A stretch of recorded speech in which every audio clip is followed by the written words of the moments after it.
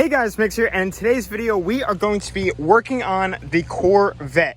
Now, it has been a while since we've actually done some wrenching on this thing because we basically knocked everything out, and right now I'm just going through the process of getting everything ready for the street. And in the last video, I told you guys what's going on with that. I did a big update. If you guys didn't see that already, then definitely go check it out if you guys are wondering where the videos have been, because a lot of you guys have probably noticed that some of them have been delayed. And also, before I begin working, a Hurricane Isaiah, I don't even know how to say it, just came through here, and we were out of power, but just came back on, so that's good, so I can get this video up for you guys. But today we are going to be doing something that I've been needing to do since I basically got this thing. I've always held out on it until I saw the prices. This thing has always needed an alternator, I think. Now, at idle, this thing only has barely 12 volts, sometimes it even shows 11, and we do have a brand new battery in there. You know what, actually I'll fire it up and show you guys. All right, hopefully she starts. She made it through the hurricane. I had a bunch of things on top of it to keep the cover down on it, but all right, here we go. All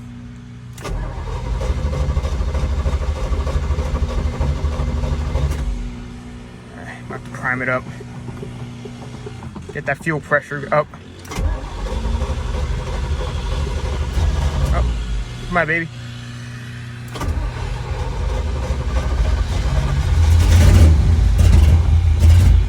Woo! That chop. So I'll just get it idling real quick. I'll put it at 1,000 RPMs. That's a good level, maybe 1,100. And as you guys can see, the voltage should be at 13 at least. I mean, on my truck, that thing is on 14 pretty much at all times. And I was thinking maybe because it's cams and everything like that, but even when I'm revving it up, the battery should be getting charged well past that. And I do know that the meter is accurate because I did put a multimeter on it, and it was reading 11.8, 11.9, even with the brand new battery. But if I rev it up way up to 4 grand, then it'll go to 13 and even 14. And this gauge does show it, so I do know that this gauge works. And check this out. I'll go ahead and put on the blinker here and look at the voltage meter. That thing definitely is not being charged up good enough. Before I cut it off, let's hear this thing chop. Woo! All right, so don't want to get the engine too hot since we'll be working under it. But I'll go ahead and disconnect the battery quick, because we're going to be working with, electrical stuff. That's always a good idea. And along with replacing the alternator, I'm also going to be replacing the alternator belt while I'm at it. And then once I'm done with that, I want to pop off the T-tops and figure out the roof situation, because as you guys can see, it's coming off on there and it always falls off on there. So definitely want to get that all set. So guys, with all of that being said, let's go ahead and begin taking off the old alternator and belt and begin swapping it out with the new stuff.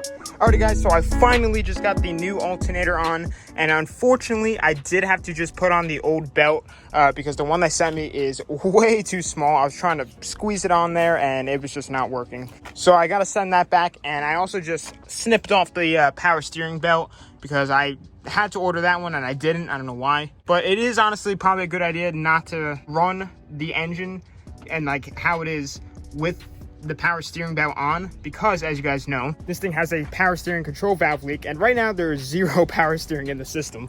And I just really haven't been refilling it because 1, I'm not driving it, and 2, I barely start it. But when I do start it, obviously the pump is still spinning, but I'm not turning the wheel. But still, with no power steering fluid in there, I do run the risk of burning out the pump.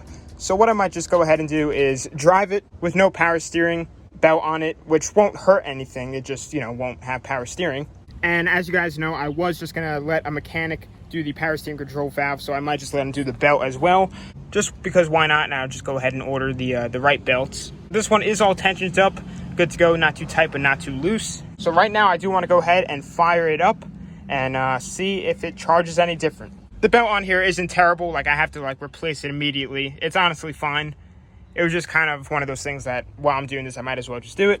So not a big deal. My main objective was just the alternator, and that does fit up well. So with that being said, let's go ahead and fire this thing up. Reconnect the battery. All right, there we go. Here we go. Alrighty guys, so right now, as you guys can see, it is barely idling, but we are right above 13, which is awesome. If it was idling like that before, it would have been at like 11 before, but now we actually have some good charging going on. So I'm definitely really happy to see that. Let's see the blinkers. Alright, so it does still move with the blinkers, but it still stays within charging range. So that's a win in my books. The headlights might even be brighter now. Before they were dangerously dark, so I'm hoping maybe with some better voltage going after out there, it'll be a little bit brighter. Oh yeah, the windows are much better now. I used to not be able to do the windows at idle because it didn't have enough voltage to, you know, move them, but now we are sitting pretty. Let me turn on the headlights and see. Oh God, don't die. Don't die. Woo, just got it. Alternator's still looking good along with the belt. They're still not great, but they are definitely better. And if you guys saw the last video, you guys saw that I am going to be getting new headlights for this, so they are going to get better anyway. Right blinker's working. All right, all good. Yep. Hey, they work. Oh wow, they're actually moving pretty good. Woo. All right, we're looking good. All right, so next up, I want to deal with this roof. So this side I actually saw, it just has a clip on here, and it wasn't clipped in, so I just clipped it in. It seems to be holding pretty good now. But this side, it has these little clips, and I mean, it'll click in, but it won't really last, and this side's still hanging down. This side has one of those little clips, but not on the bottom. But I also just saw this. It has a little hole right here for a screw. There's no screw hole on the bottom, but with this here Corvette interior, they kind of didn't really put it all in a bunch of effort. Basically, the whole entire interior is held together with like a bunch of self-tapping screws, and this is how it came from factory. So I do have some of these screws, and what I'm just going to try and do is see if it'll screw into this little hole, and if it does, then I'll go ahead and pop off the T-top and just go right through the plastic right here and into the hole. You know what, this would be easier if I just take off the whole T-top. And also, if some of you guys are wondering why there's duct tape on this, I just did it because of the rain, and I don't want to like leak through the T-tops and everything, which I know I'm going to regret because now it has all this glue on it, but whatever, the car's getting repainted anyway. Alright, so it does in fact thread into the hole. Get out the drill and line it all up. Alright, so I just got the screw put into place, and it seems to be nice and lined up with the weather stripping. So now I'm just going to plop it back in, and hopefully it's not dangling down on my head anymore. Oh wow, yeah, that is so much better than before.